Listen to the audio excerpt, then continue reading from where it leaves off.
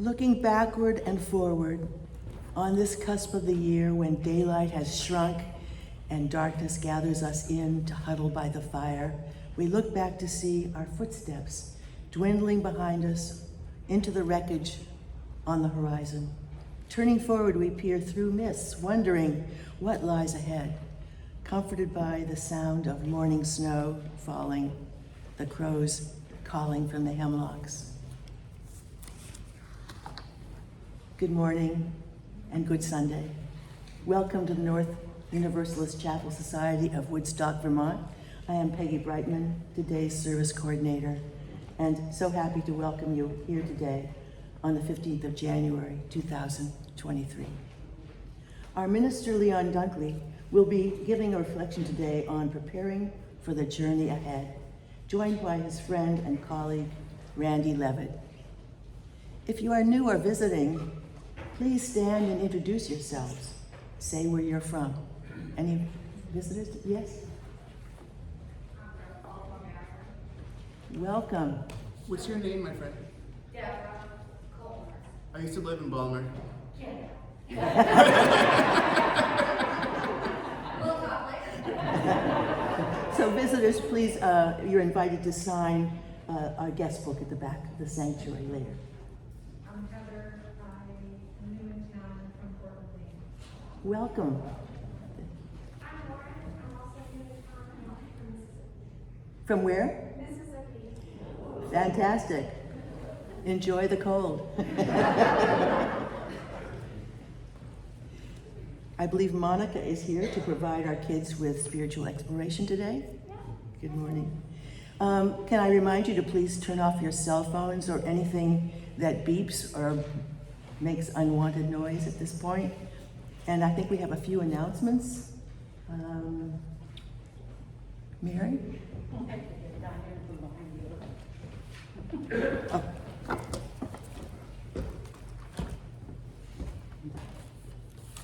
Oh. Mary Blanton, Joanne Boyle, who's not here, and I are planning for the March 2023 Spring Fling auction with a goal to raise $10,000 for the North Chapel. I'd like to have a moment of prayer. And I'd like you all to take pity on us. So, as well as unique artwork and craft pieces, we are hoping to have listings from the home cooks and bakers and others who can offer services like weeding a garden, detailing a car, or pet sitting for a weekend. Preparing a dinner for 6 or 8 might not be your thing, but we wonder if there's a special lasagna or cheesecake that you might make, either frozen or fresh, that we could offer on the site. She's a hard act to follow. Our auction opens in early March, and we hope we've given you enough time to really think of something you could do to help. We'd really love everybody's participation if we could have it. We would need a description of your item by the middle of February to get it uploaded on our auction site, which opens in early March. Please let us know if you would be able to help. Contact us either in person, on the phone, or by email, and we'd love to talk with you. Thank you so much. Amen. Amen.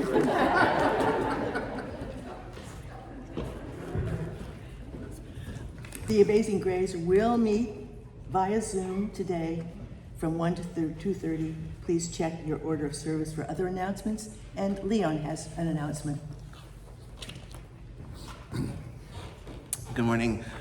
Two things. One is the Healing Circle will be meeting today, soon after the conclusion of their service. We'll just hop over into the parlors and spend a little time getting to share with one another how we are and where we are in this life. So if you want to join us for the Healing Circle, it'll happen right after the service.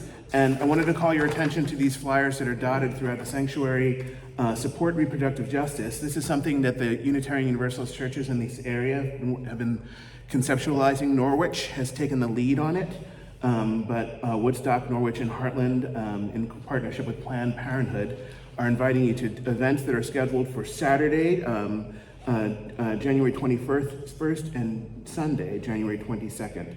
There's a community building event at 3:30, songs at 7 o'clock, and 10 a.m.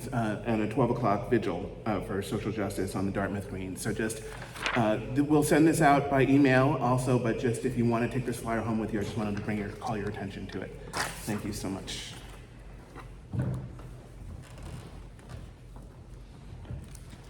Thank you, Leon. Our topic for the month is renewal, especially fitting in January, this cold, dark, snowy season of the year.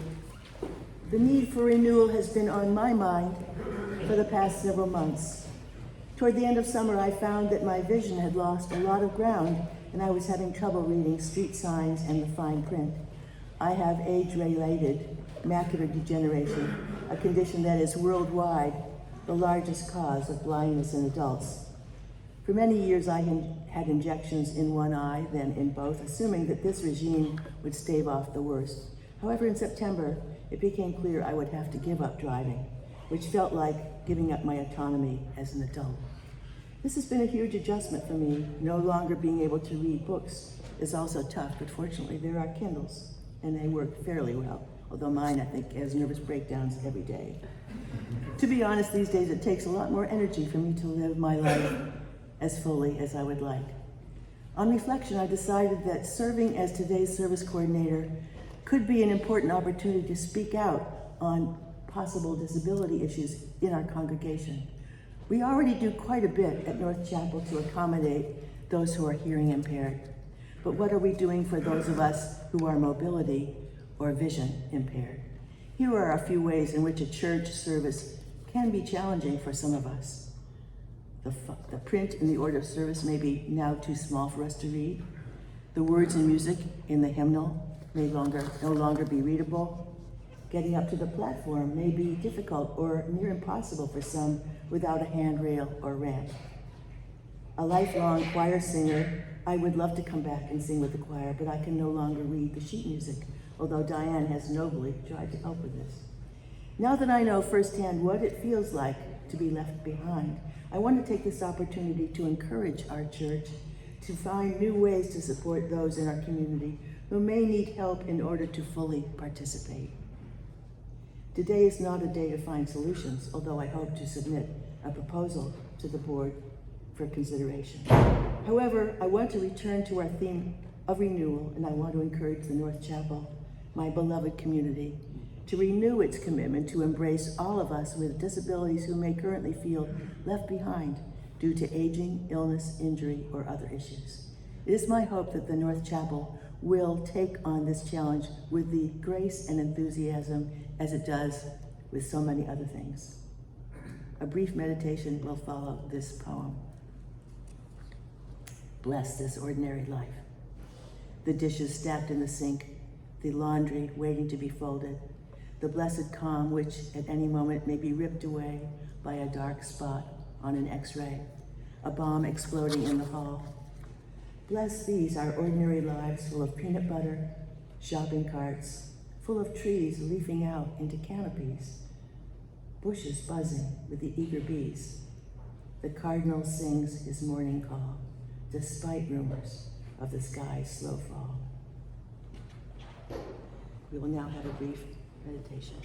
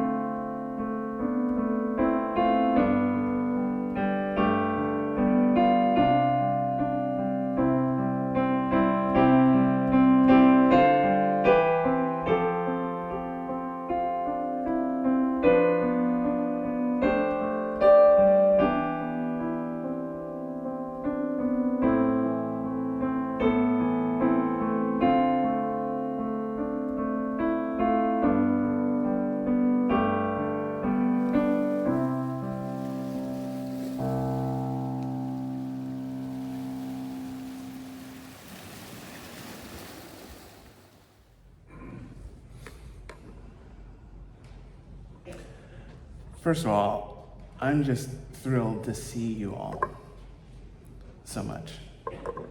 Second, I don't want to embarrass you, Peggy, but singing next to that one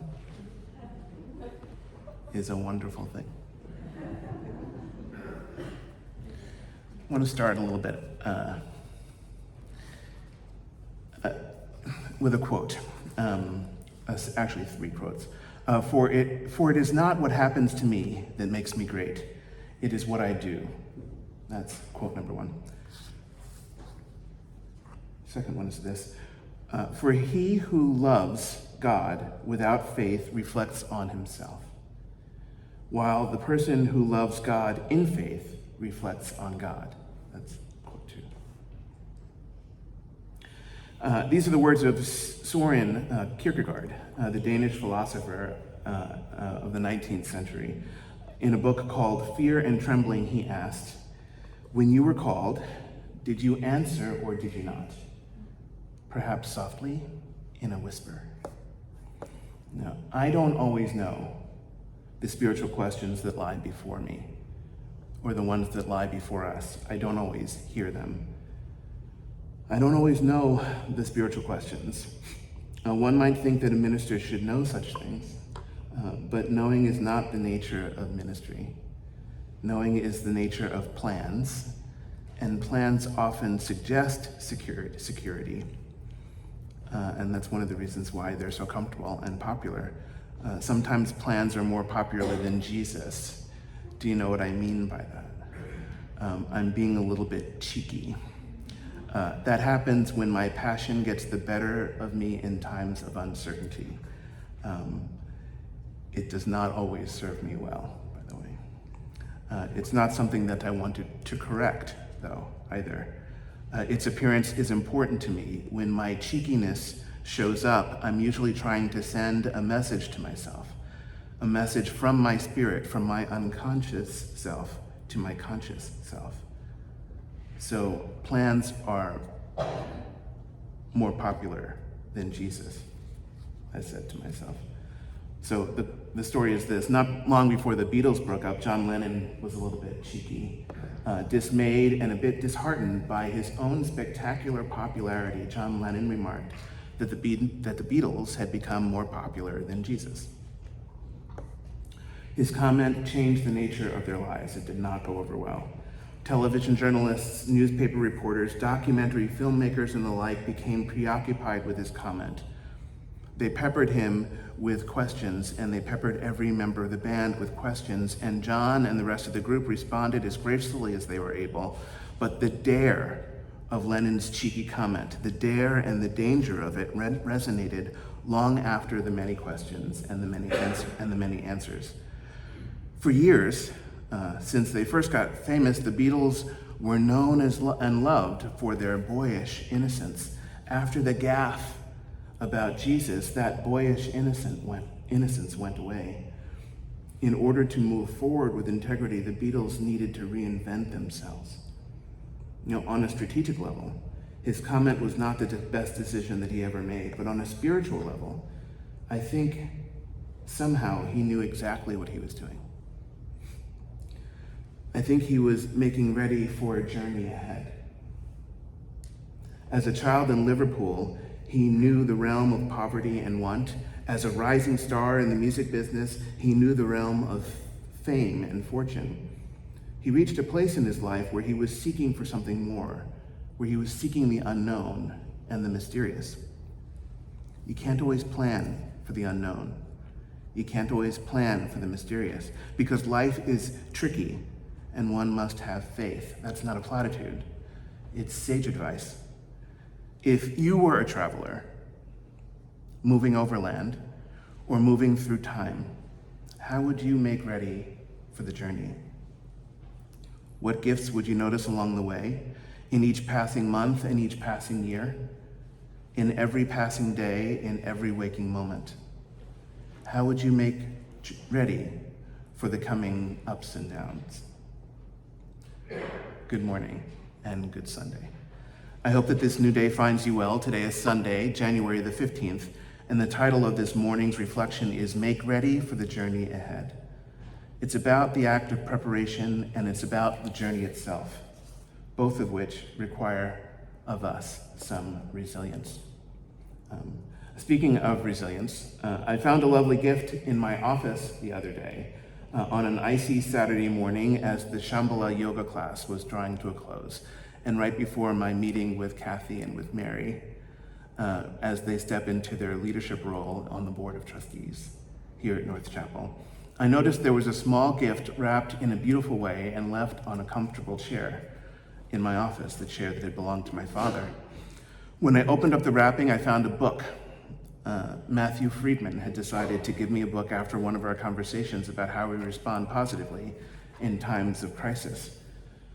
The title of the book was Resilience: The Science of Mastering Life's Greatest Challenges, 10 Key Ways to Weather and Bounce Back from Stress and Trauma. It was written by Stephen Southwick and Dennis Charney, both of them medical doctors. According to them, there are 10 elements of resistance.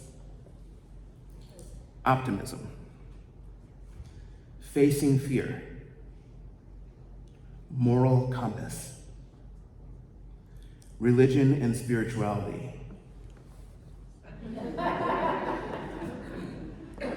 support, social support, role models, physical fitness, brain fitness, cognitive and emotional flexibility, and meaning, purpose, and growth.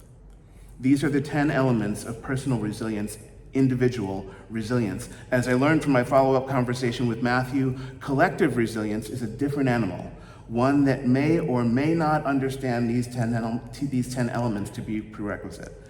Now, when he said that, that news blew my mind a little bit. I couldn't believe what Matthew was saying. I thought he was wrong at first. I really thought that he was tripping. Now, my disbelief led me to reflect on the difference between a journey and a trip. A trip in quotations, and so to speak.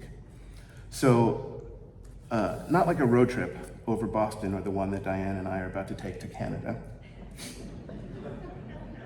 Or a trip over to West Leb to pick up some groceries. I mean a trip, like a departure from reality, like a flight of fantasy that blows your mind. I remember when I first learned that Elvis Presley grew up in the black part of town. Elvis, who sang the music of Big Mama Thornton, her song called Hound Dog, and made it famous, and made a lot of money even though Big Mama Thornton did not. That was trippy. I remember when I realized that Paul Simon grew up in Queens, not far from where I lived as a child. So back in the 1990s, when he released Graceland, the Graceland album, he caused quite a stir and was accused of appropriating the culture of South Africa because he relied so much on Joseph Shabalala and Ladysmith Black Mambazo. Do you remember that? It was a trip to realize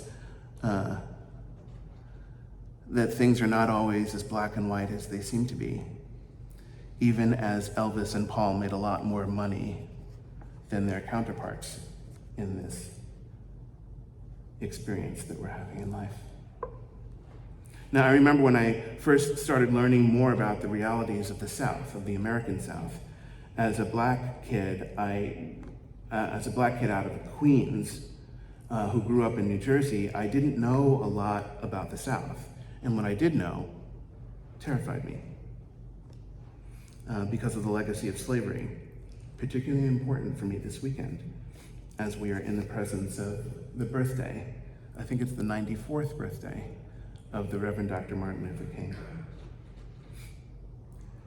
It made me wonder, if I had been a white kid out of New Jersey who grew up in Manhattan, would I have the same fear and trembling about the South?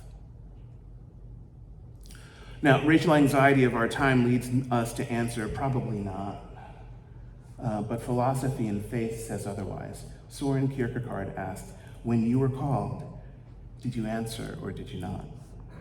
Perhaps softly and in a whisper. Kierkegaard called us beyond ourselves, it seems to me. That's what I hear when he says that one who loves God and faith reflects on God and not on oneself. We are racial beings, God is not. if there is a God, and if we are racial beings. We are as we are. We live and we die, and life is complex. But things are not always as black and white as they seem. I took Matt's gift book home, and I started to study it last night. And as I did, I started looking for another book, a book that was called Way Up North in Dixie. I don't think you would have heard about that one. I couldn't find my copy, so I had to look up the book online to make sure that what I was remembering was correct. And it was. Here's what I found. The book traces the lives of the Snowdens, an African-American family of musicians and farmers living in the rural South. Living in rural Knox County, Ohio. The authors examined the Snowdens' musical and social exchanges with rural whites from the 1850s to the 1920s, and they provided a detailed exploration of the claim that the Snowden family taught the song Dixie to Daniel Emmett, the white musician and blackface minstrel who was credited with the song. It's strange to think that that song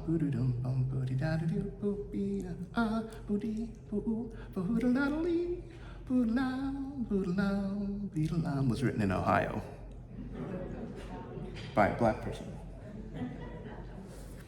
Real life is complex. Things are not always as black and white as they seem. I think that from time to time, I think back to the 19th century, back to a time before the Civil War, before Lincoln and the Emancipation of 1863. I think back and I take a journey. I travel as if through time, and I try to remember what that was like. I look for insight in the waters. I listen to the wind. I listen to the wind.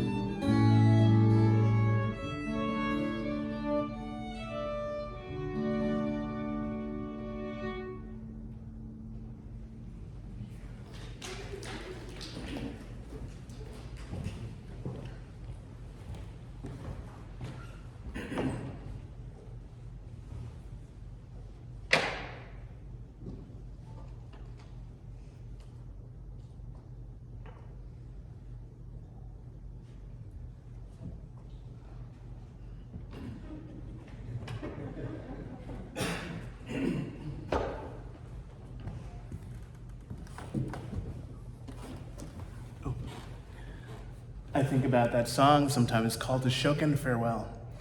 I grew up I've associated it for a long time with the Civil War. I'll get it for you. I learned recently that it was written at a camp in upstate New York after a beautiful musical experience, and the leaders of the camp were attached to that experience and wanted to celebrate it in one way. So they wrote that song as a means of saying goodbye. Randy, let me set up the microphone for you. Okay.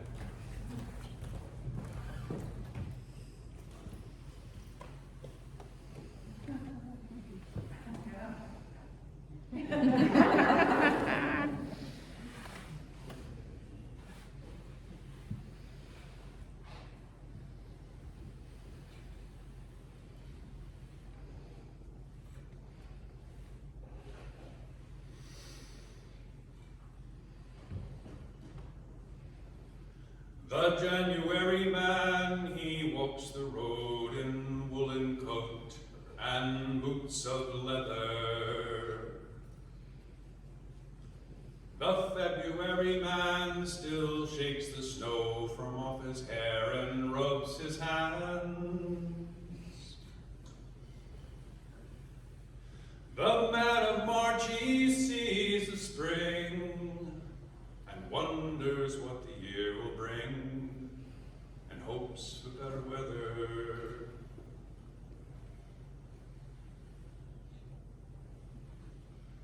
Through April rain, the man comes down to watch the birds come in to share the summer.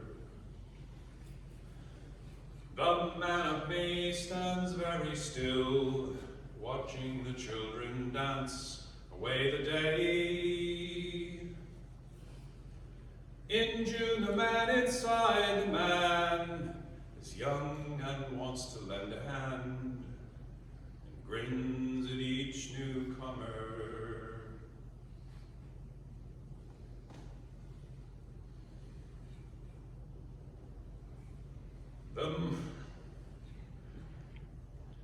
And in July, the man in cotton shirt, he sits and thinks on being idle. The August man in thousands takes the road to watch the sea and find the sun. September man is standing near to saddle up and leave the year, and autumn is his bridal. The man of New October takes the reins, and early frost is on his shoulder. November man sees fire and snow and mist and winter's gale. December man looks through the snow to let his 11 brothers know they're all a little older. The January man comes round again in woolen coat and boots of leather to take another turn along the icy road he knows so well. Yes, the January man is here for starting each and every year along the road forever. Yes, the January man is here for starting each and every year along the road forever.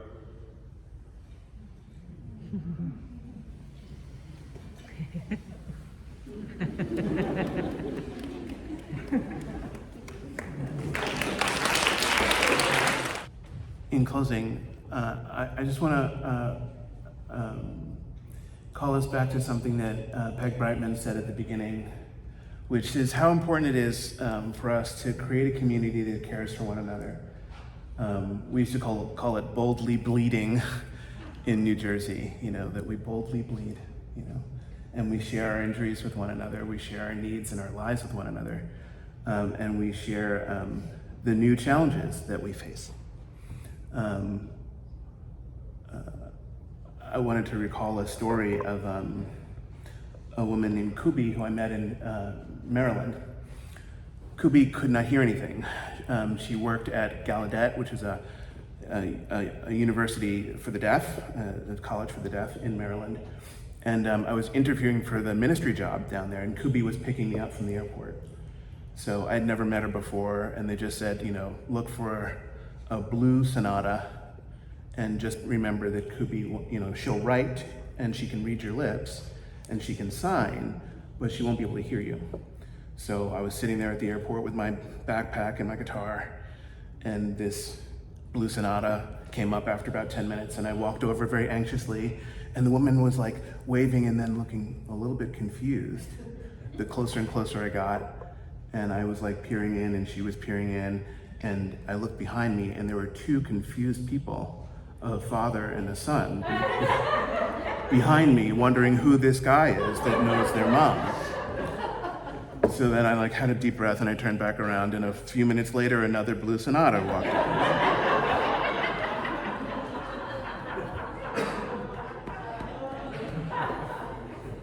Wasn't great before that day, but that did it. I looked in and I waved, and Kubi was very excited. She welcomed me, and she's from, I think she's from Nigeria. I can't remember where she was. It's somewhere. She's an African woman. And I got into the car with her, and she just said, just so you know, and she wrote it on a yellow pad, just so you know, I'm not going to be able to listen to you as we drive, and I don't want you to feel uncomfortable because we'll be driving in silence. I won't be able to read your lips. I'm not going to risk our lives for casual conversation, which was provocative for me. So I wrote back on the legal pad, I said, would you like for me to sit on the hood as we drive? So you can read my lips and not put us in any danger. And she looked at me like, you're supposed to be our minister? And I was like, you're getting me now. I relay that story because during the time at Gallaudet, I used to work at a university, and it was very odd to go to a university where there are thousands of learners, and it was just absolutely quiet. It felt to me that no one was there, and it was fully populated. It was a very bizarre experience. And while I was there, I noticed that there were certain people who had lost their hearing, would not speak, or could not speak, and also could not see.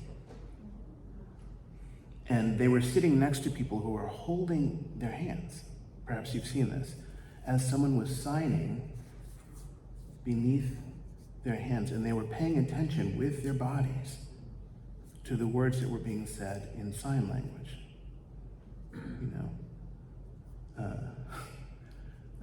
And I thought, what a beautiful, brave intimacy that is. To be able to knit together a community that strong and that brave.